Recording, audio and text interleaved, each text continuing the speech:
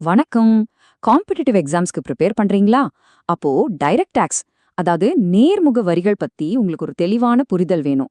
வாங்க, அத பத்தி சிம்பிளா ஆனா ரொம்ப தெளிவா இந்த விளக்கத்துல பார்க்கலாம்.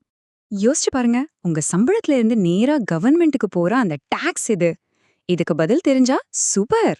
ஒருவேளை தெரியலனாலும் பரவாயில்ல. ஏன்னா இன்னைக்கு நம்ம இத பத்தி தான் ரொம்ப ஆழமா பார்க்க போறோம். இது நம்ம எல்லாருடைய பணத்தோட நேரடியா சம்பந்தப்பட்ட விஷயம் இல்லையா? ஓகே, ஃபர்ஸ்ட் நம்ம எக்தம் பேசிக்ஸ்ல இருந்து ஸ்டார்ட் பண்ணலாம். முதல்ல டைரக்ட் டாக்ஸ், அதாவது நேர்முக வரி அப்படின்னா என்னன்னு கரெக்டா புரிஞ்சுக்கலாம் வாங்க. பாருங்க, டெஃபினிஷன் ரொம்ப சிம்பிள். ஒரு டாக்ஸ் யார் மேல போடப்படுதோ அவரே அதை டைரக்டா கவர்மெண்ட்டுக்கு கட்டுனா அதுதான் டைரக்ட் டாக்ஸ். இதுல அந்த டைரக்டா, அதாவது நேரடியாக அப்படிங்கிற வார்த்தை தான் ரொம்ப ரொம்ப முக்கியம். இங்க பாருங்க, பிரபல எக்கானமிஸ்ட் ஜே.எஸ். மில் என்ன சொல்லியிருக்காருன்னு. நாம முன்னாடி பேசின அதே விஷயம்தான். அதாவது டாக்ஸோட சுமைய அடுத்தவங்க மேல தள்ளிவிட முடியாது. யார் மேல வரியோ அவர்தான் கட்டணும். சிம்பிள். சோ இந்த வரிச்சுமைய மாற்ற முடியாது அப்படிங்கிற பாயிண்ட் தான் டைரக்ட் டாக்ஸோட முக்கியமான கேரக்டரையும் முடிவு பண்ணுது. அதுக்கு வேற என்னென்ன தனித்துவமான குணங்கள் இருக்கு? வாங்க அடுத்ததா அதை பார்க்கலாம். ஓகே, இங்க 4 முக்கியமான பாயிண்ட்ஸ் இருக்கு. ஒண்ணுனா பார்க்கலாம். முதல்ல, இந்த வரியோட பாரத்தை, அதாவது பர்டனை நம்ம அடுத்தவங்க மேல மாத்தவே முடியாது. ரெண்டாவது, இத கண்ட்ரோல் பண்றது சென்ட்ரல் கவர்மெண்ட். மூணாவது, நாட்டுல பணவீக்கம், அதாவது இன்ஃப்ளேஷனை குறைக்க இது ரொம்ப ஹெல்ப் பண்ணுது. ஆனா நாலாவதா ஒரு முக்கியமான விஷயம் இருக்கு. மறைமுக வரிய கம்பேர் பண்ணும்போது இதுல வரி ஏய்ப்புக்கான வாய்ப்பு கொஞ்சம் அதிகம். இந்த ஸ்லைட பாருங்க, விஷயம் ரொம்ப கிளியரா புரியும். டைரக்ட் டாக்ஸ்ல வரியோட சுமைய மாத்துறதுக்கு வாய்ப்பே இல்ல, இம்பாசிபிள்.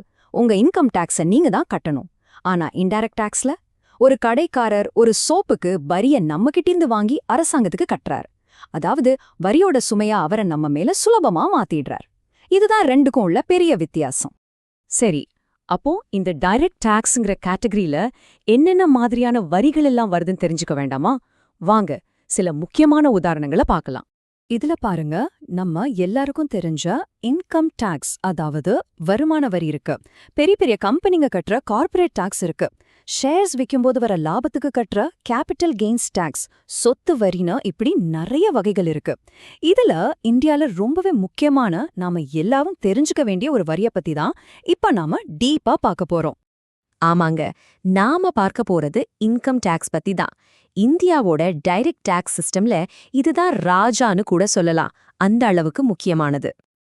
ரொம்ப சிம்பிளா சொல்லணும்னா, தனி நபர்களாகிய நாம வாங்குற சம்பளம், இல்ல ஒரு தொழில் செஞ்சு சம்பாதிக்கிற லாபம், இந்த மாதிரி நாம ஈட்டுற வருமானம் மேல போடுற வரி தான் வருமான வரி. இன்கம் டாக்ஸ்ல இந்த 2 வார்த்தை எல்லாரையும் குழப்பம். Previous year, assessment year. ரொம்ப சிம்பிள். நீங்க காசை சம்பாதிக்கிற வருஷம் இருக்கே, அதுதான் முந்தைய ஆண்டு, அதாவது ப்ரீவியஸ் இயர். சரி, இந்த சம்பளத்துக்கு எப்போ வரி கட்டுவீங்க? அடுத்த வருஷம் இல்லையா? அந்த வரி கட்டுற வருஷம்தான் மதிப்பீட்டு ஆண்டு, அதாவது அசஸ்மெண்ட் இயர். சம்பாதிக்கிற வருஷம் ஒண்ணு, அதுக்கு வரி கட்டுற வருஷம் அடுத்தது. அவ்வளவுதான்.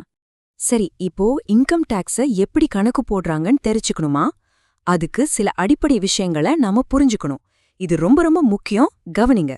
பாருங்க, நீங்க எந்த வழியில பணம் சம்பாதிச்சாலும் சரி, இன்கம் டாக்ஸ் டிபார்ட்மெண்ட் உங்க வருமானத்தை இந்த 5 தலைப்புக்கு கீழே தான் பிரிச்சு பார்க்கும். 1 சம்பள வருமானம், 2 வீட்டு வாடகை மாதிரி வர வருமானம், 3 பிசினஸ் மூலமா வர லாபம், 4 சொத்துக்களை விக்கிறது மூலமா வர கேபிட்டல் கெயின்ஸ், 5வது இதுல எதுலையுமே வராத மத்த வருமானங்கள். இந்த 5 தலைப்புகளுக்கு கீழே தான் உங்க மொத்த வருமானமும் கணக்கிடப்படும். இதுதான் முதல் படி. சரி, இப்போ இந்த 5 தலைப்புகள்ல இருந்தும் வர்ற எல்லா வருமானத்தையும் ஒன்னா கூட்டினா ஒரு தொகை வரும் இல்லையா?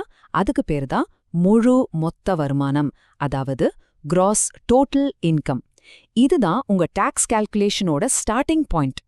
இதுதான் மேஜிக் ஃபார்முலா. உங்களுக்கு கிடைச்சா அந்த கிராஸ் டோட்டல் இன்கம்ல இருந்து நேரா டாக்ஸ் கட்ட வேண்டாம்.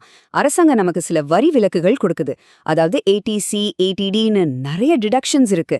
அதையெல்லாம் கழிச்சதுக்கு அப்புறம் மிச்சம் இருக்கிற தொகைக்கு பேரு தான் மொத்த வருமானம் அல்லது டோட்டல் இன்கம். இந்த தொகைக்கு தான் நீங்க வரி கட்ட போறீங்க.